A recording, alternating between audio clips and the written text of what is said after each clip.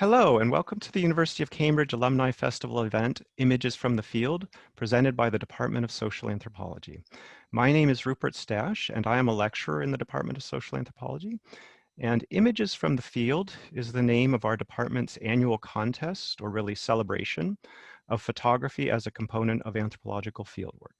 Each year, we invite our postgraduate students to submit images they took during their anthropological fieldwork research, together with a brief written reflection on the content of the photos, the visual aesthetics of the depicted scene, and the relation of these to the research questions they are investigating. Immersive fieldwork in the concrete details of people's lives is the basic research activity of anthropology. We often emphasize conversation or language as the most important medium through which anthropologists learn.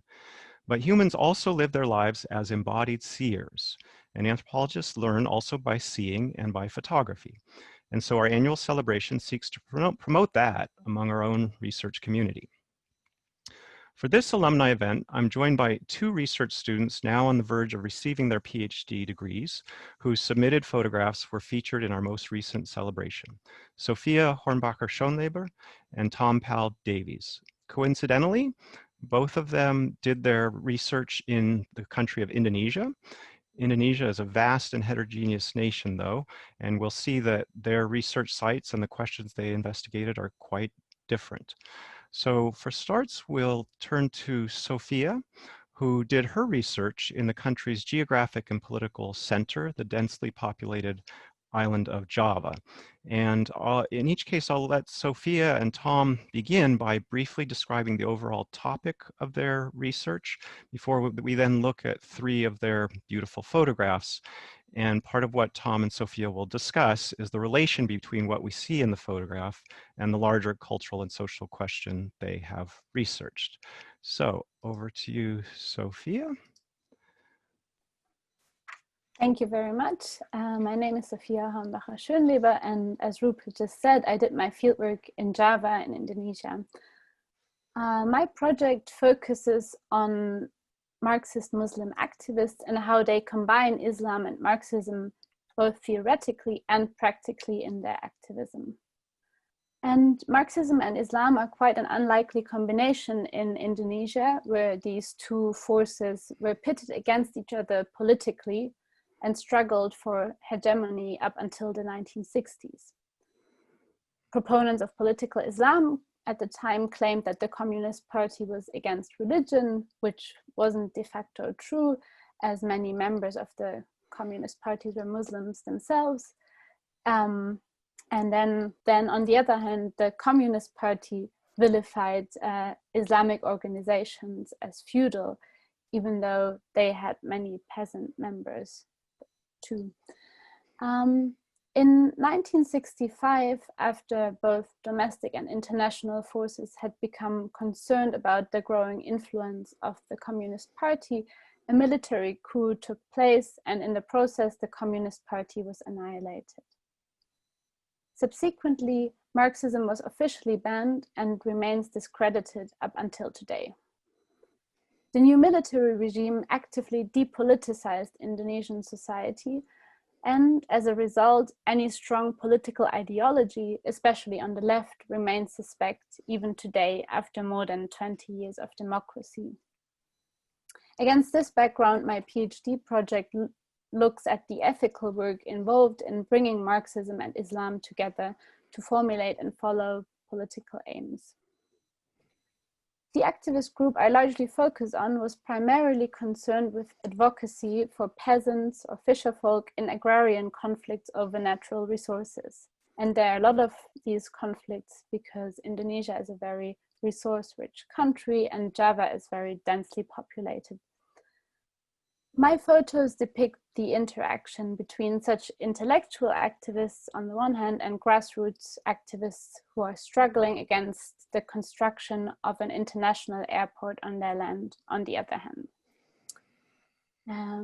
So yes, you can see my first photo that I called Not Preaching, and we see a young activist, Kiai, that is a religious leader, the man with the hat who is talking, teaching peasants who are affected by forced resettlement about capitalism and investment, the commodification of land, and thereby framing their problem as part of a larger structural issue related to the government's development agenda.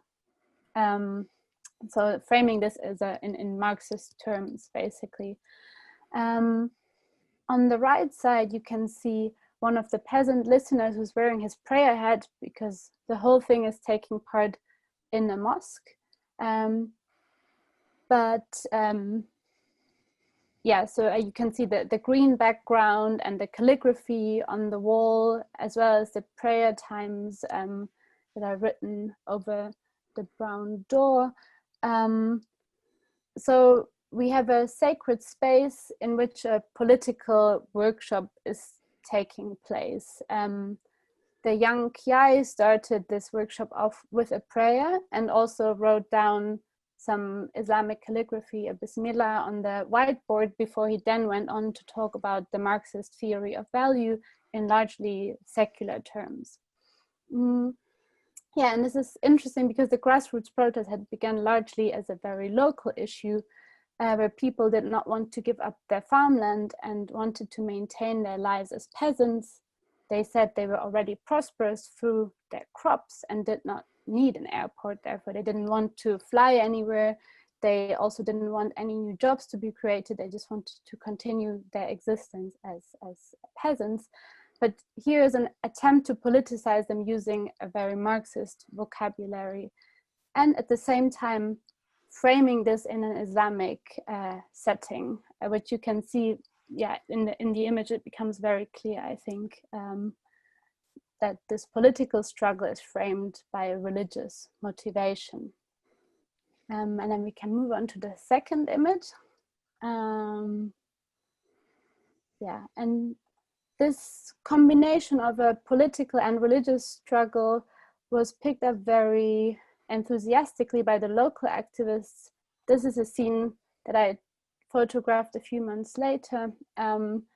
A prayer that took place when the state had already demolished all the village houses except for the mosque. It was the only remaining building because of it being a sacred building. So they didn't dare to tear it down just yet.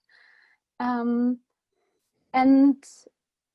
all the rest of the village had already become a construction site, and a fence had been erected around it, so that it became very difficult for villagers to still access the mosque. But effectively, they were squatting the mosque at the time, so all activities now took place in the mosque, prayer, but also everyday life activities. And you can see in the background a child sleeping because the prayer was taking place in the evening, and later these women you can see who are praying at the moment would go to sleep in the very same place where they're praying now. And so yes, the villagers framed their resistance as a form of jihad, which means ethical struggle to do the right thing in life. And thereby, again, it was framed again as a political act and an act of worship to resist the construction of the airport. Every other day, as you can see in this image, they engaged in a special prayer that is called mujahada, which is also related to jihad, but it refers to the inner state that you cultivate. And so this prayer was directed on the one hand to relieve the distress that villagers experienced and to cultivate what they called a spirit of struggle. But on the other hand, also to ask for divine intervention so that they could remain on their land. And yeah, in this image, you can see the women during the prayer who are very deeply immersed in the prayer. And that way, the religious practices themselves became crucial to uphold the protest because they helped cultivating hope as well as a spirit of struggle despite an almost hopeless situation. Great, and then the last image I called Wasteland. This is the area around the mosque, just across the street from the mosque. And I wanted to show this because it shows the demolition here in this field. All the houses have been torn down, trees were felled, fields and gardens were destroyed. In the distance, you can see a crane, the construction site of the airport. And in front of it, there's a provisionary tent with an Indonesian flag flying. And this I read as a few residents claim to the nation as citizens and claiming their right as Indonesian citizens, despite the injustice that they feel they experienced. And then in the bottom left corner, you can see a banner that residents had put up. And this banner reads, "All this destruction for the building of the new international airport. Will this construction bring blessing?" And yeah, I think this picture shows the defiant attitude of the peasants to put up a tent with a national flag and this activist banner in front of the construction site. And again, it shows how religious language, blessing, will it bring blessing, is brought up in the face of this national development, large infrastructure project. So I think the political religious motivation becomes clear, and the intersection of those two elements of Islam and Marxism. So yeah, these images together show all these religious and political practices that took place in and around a mosque, and how Islam and Marxism were combined in these. Yeah, thank you very much. Thank you. Fantastic. And so we'll jump to, as I said, a very different context in the same country. Tom Powell Davies's research has been in West Papua.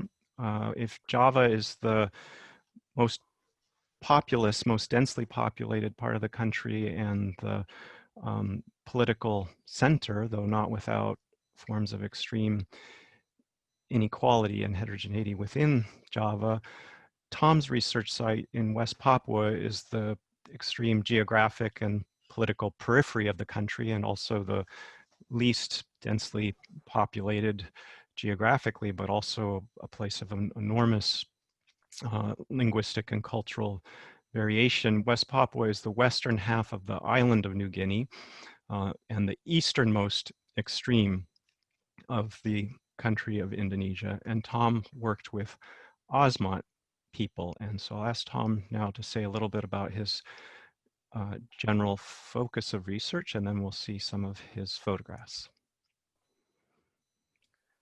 Thank you, Rupert, and also Sophia. Yes, as Rupert mentioned, I work with Asmat people in Indonesian Papua who live in a riverine mangrove swamp, which was first missionized in the 1950s. And so in contrast to Sophia's interlocutors, the people with whom I work live in a highly dispersed manner, moving across the landscape in which they live, hunting and gathering food from the river and from the mangrove forests in which they live, and gathering together as broader village formations only for very particular kinds of events. The quintessential version of which would be for the kinds of ritual ceremony depicted in my photos. So my research follows a kind of quintessential anthropological gambit, which is following something that is a drama for my interlocutors, and using this as a doorway into trying to understand the broader shape and organization of their lives. And in my case, my research focuses around what my interlocutors see as the key political problem in their lives, the key thing that they are sort of collectively trying to work on together, which in this case is the relationship between ancestral custom, missionary Catholicism, and the nation state.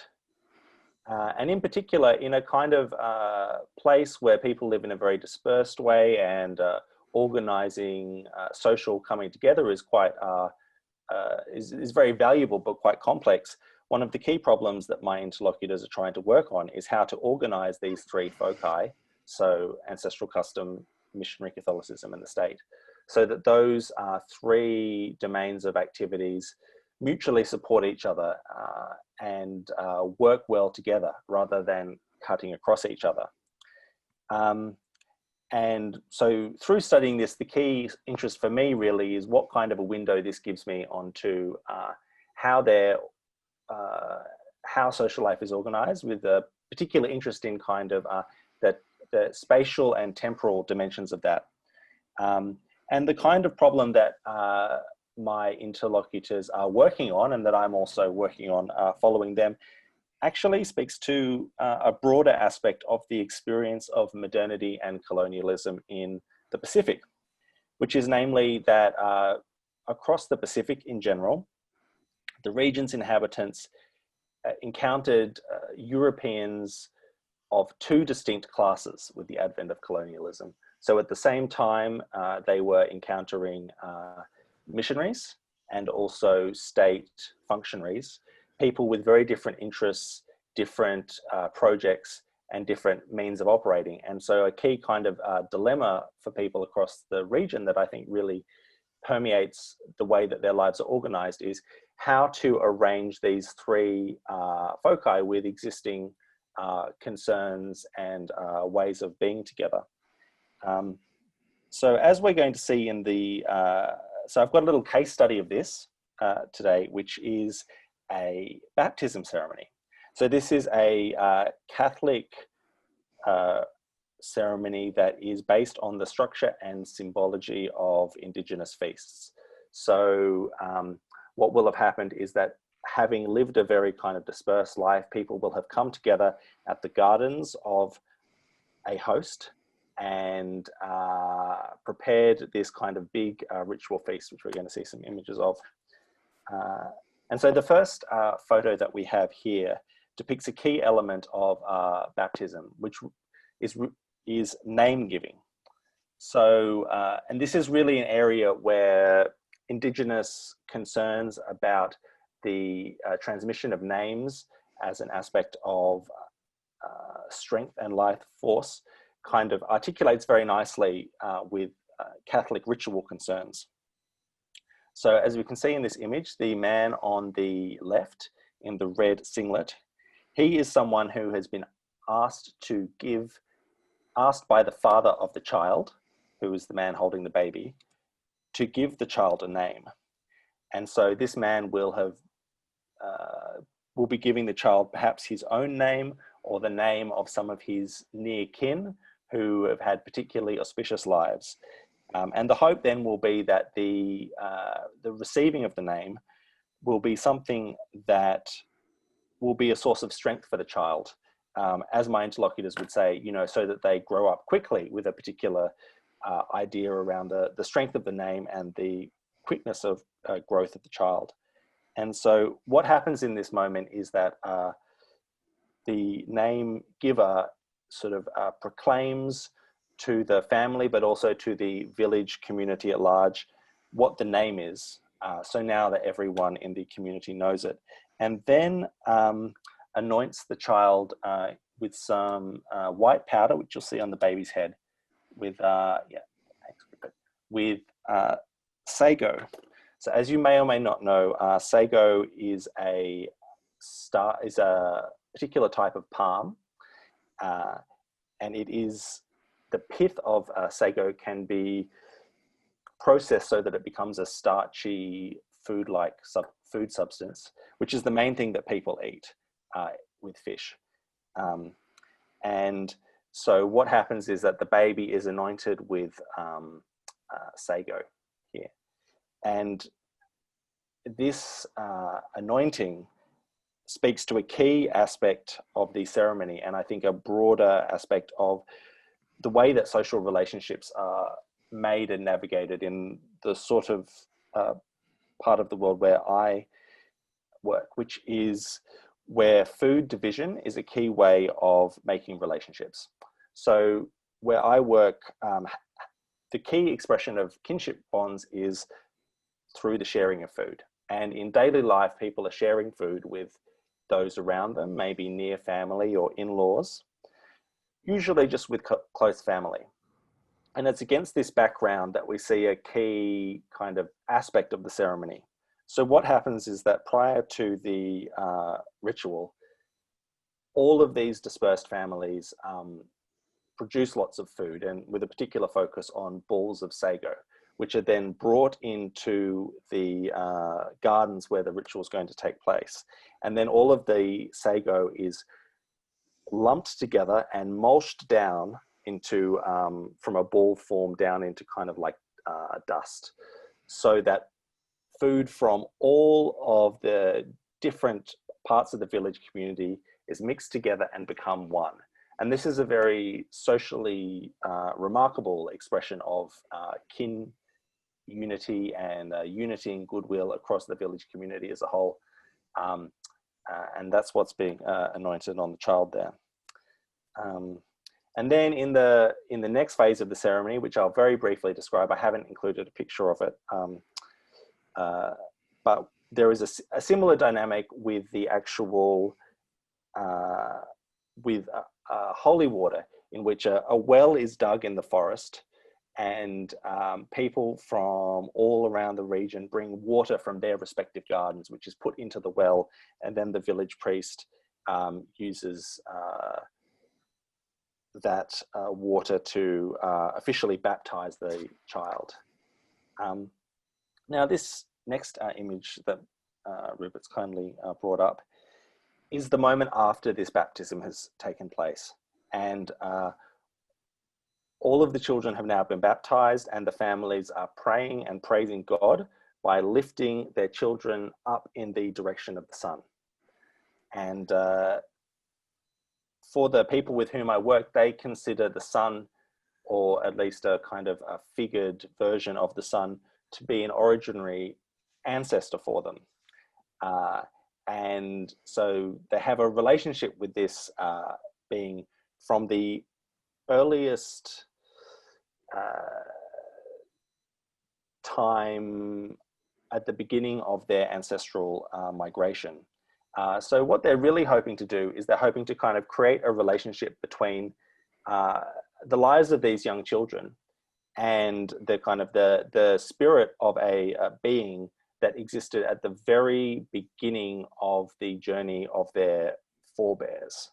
And this relates, so one of the very important things here is that they're trying to create a relationship with the former history of their forebears at a time, maybe 8 generations ago, when all of the Asmat groups who are now dispersed used to live together as a unified group at a centralized settlement. So after that, people kind of split and dispersed. And this speaks to a central element of Asmat Catholicism, which is a little bit different from how we might normally think about the sort of the temporal orientation of Catholicism, in that the people with whom I work are not particularly concerned with a salvational future. They're not really thinking about how they live as Catholics in relation to a future where they go to heaven or don't. But really the kind of Catholic community that they're trying to create in the present is one that instantiates the conditions of the ancestral past, a time in which the sort of conflicts that permeate a daily life previously didn't existed. And so they're looking back to the past as a source of strength, but also as a vision for the future. And this, as I said, it is a very different kind of vision of Catholicism from what we might expect from the West, one that's not at all focused on heaven or particularly interested in that, but rather on trying to establish peaceful social relations here on Earth. And I can go on to the next photo. Thanks for that. And so the people with whom I work are very famous for their ritual wood carvings, which decorate the kind of museums and art galleries of the world devoted where there's work by Pacific people. And wood carving is actually a key aspect of ritual life. And this is something that is engaged with in the final section of the liturgy, where the villagers, as you can see here, erect this carved pole in the place where, just next to where the well had been. And unfortunately, the pole was so large that I couldn't get the whole thing in a photo. And what you see here is that villagers have carved this pole with the name of all of the newly baptized children. And then at the top of the pole, if we were able to see it, there's an image of a mythic bird, which was the figure which is said to have led the villagers' forebears on their journey from the ancestral site to the present. So what this kind of carving is about is it's presenting again the children as being in a line of descent from these originary ancestors. And so this aspect of the ritual of planting the pole really highlights a key part of the ceremony, and indeed sort of answers the question of why is this happening in the forest rather than in the village church. And that is because the celebration of our life here is taking place in the place where life comes from, which is the village, which is the forest, and where people find their food. And the ceremony itself is said to add fertility to the gardens. And what would happen is that the pole would be left there to fall over and to rot. And as it decayed into the gardens, then that would sort of add to the fertility of the gardens, which is very much expressed in terms of a kind of capacity to add souls to village life. And then at the same time, this is something that affects not just the gardens of the host, but as everyone has kind of brought together food items, they've also brought together things like coconuts, which are then taken back by each of the participants to their own gardens and planted, so that the child will then have a special fruit tree that's just its. And again, the act of planting the tree in gardens all across the region, planting a tree that has been blessed in this ceremony, is said to make the gardens sacred. Now, this may seem like a world away from the kind of concerns of Sophia's interlocutors, but in fact, there are some similar concerns here that I think speak to a more general picture of both the importance and the kind of fractiousness around land in Indonesia, because one element of this baptismal ceremony is that it is also a kind of activist move as well, in the sense that by holding ceremonies in the gardens where people grow food and making those places sacred, one is therefore also not able to subsequently open those spaces up for logging. And so this is also a kind of, has an activist dimension in terms of trying to safeguard particular forms of land use. Yeah, so thank you. Great, thank you. Okay, thank you so much, both of you. That was an amazing combination of the visually striking and captivating, but also the intellectually, conceptually interesting, and makes us want to know even more. But you've really wound in a sense of the larger setting that surrounded these scenes and your own inquiry into them. And before I let you go, since we've got a little bit more time, I didn't give you advance notice of this, but I had a thought along the way about something we could chat about just a tiny bit, which is obviously this was just 3 images, and your field work was huge and ranged across a lot of different kinds of settings and situations, but still we got a glimpse of a tiny portion of the kinds of settings and situations of your research subjects and your friends who you worked with in the field. Something that I think the people joining us might be a bit interested in that we didn't touch on explicitly yet was you in these research settings. So I thought maybe we could bring that up a little bit, just specifically intertwined with photography specifically. So what I wanted to ask was just any off-the-cuff memories or thoughts you had on sort of what was it like to be taking those pictures we just saw, or taking pictures in general. That is what I'm fishing for, was, you know, trying to do your research and relate to your friends and get done the intellectual things that you needed to get done. Was it awkward taking photographs in these settings and being the person there taking photos? Was it fun? Did it interfere with the other things that you were trying to get done as a researcher and as a friend? Just anything along those lines. I have a feeling people joining us might be exceptionally interested in your position, including as photographer. So do either of you want to start with an anecdote or a reaction around that? Yeah, I can. Thank you. Yeah, I think for me, this particular setting was quite tricky to take pictures. There were other settings where it was easy, maybe an activist meeting, student activist gathering.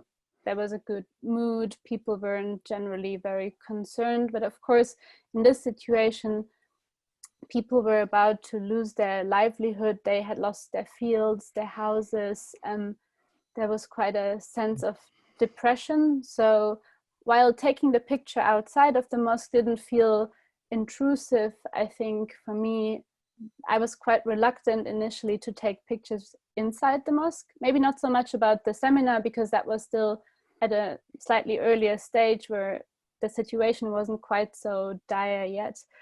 But the other one with the prayer, that felt like I was almost intruding into a very intimate space of where people lived and prayed, but also, yeah, with just very almost traumatized people. But I ended up taking these pictures because people encouraged me, and people actually asked me to take pictures and to talk about their case and spread that in the settings that I would come back to, my academic settings or maybe activist settings. They had previously exchanged with a group in France, I think near Nantes, if I remember it correctly, where there was a similar protest against the construction of an airport. And I think there was the sense of, maybe if you take our case out into the world, more people will know what happened to us, and maybe people will start caring. Yes, but I took some other pictures of people sleeping, and I think I would have been reluctant to make those public, whereas the prayer still felt like a relatively public occasion to take pictures of. Thank you. Tom? Yeah, thanks. Thanks, Rupert. That's a great question.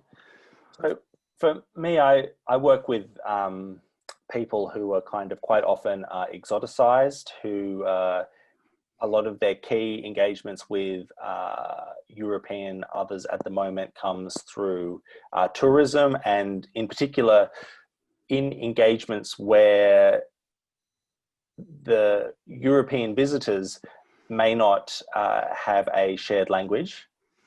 And a lot of the encounters, therefore, become kind of mediated by the camera. I mean, not only because of the kind of the visual spectacularness of the place, but the camera also kind of becomes a crutch to sort of frame engagements in a way where you don't have language. And so for most of my fieldwork, I actually did my best not to take photos at all, or, well, I mean, I took a lot of photos, but still to not make that a mediating kind of part of my fieldwork engagement. Really just because of the way that to kind of demarcate my kind of interest from the other sort of more stereotyped kind of ways that people were often approaching them. However, within this kind of ritual setting, it's a kind of quite a different sort of picture, and you may well, if people were kind of looking carefully at the first image in my series, you'll see that the man who's giving the name, the guy on the left, he's wearing a woven bag over his shoulder that actually has, like, attached to it 2 laminated photos, which were which were of the baptism from 18 months previously. You know, and he was he'd been given these photos by someone else who had been to the ceremony and taken them, and then returned the photos to him, and he was so proud to have them that they were given pride of place on his bag for this event. But as a photographer in this kind of setting, just in relation to my relationships with my friends in the field, I had a very different set of, I suppose you would say, obligations than one might think. So I was funny actually to think of Sophia working with these Marxists, because in a way you could say I kind of work with people who whose vision of economic life is really predicated on, like, equal distribution, and everyone has to have the same.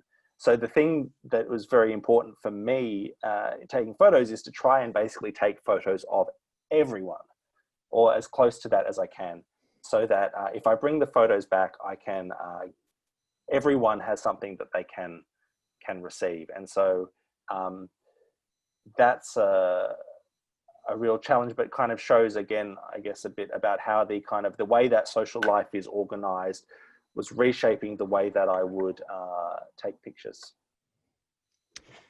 Thank you, both of you, for that. That's super interesting. I think one of the home truths about anthropology and anthropological fieldwork specifically that each of us has to learn anew as a field worker, and probably learn anew every time we start field work again, is that not only are we learning by being a mind who's studying some other people and trying to get knowledge about them, but we're doing so through entering into social relations and how people relate to us, just like how they relate to other people, each other, is information about the organization of their world and reflects things about the organization of their world. And I think what we've just been hearing a little bit about the researcher as photographer specifically, and how people relate to photography, is it's not, these photographs are not only depicting something, but the photographic process itself is part of the shape of, or tells us things about the shape of the world the anthropological researcher is trying to understand something about. I think we are near the end of our allotted time, so let me just give a huge thanks to Tom and to Sophia for sharing the really rich material and rich scenes with us.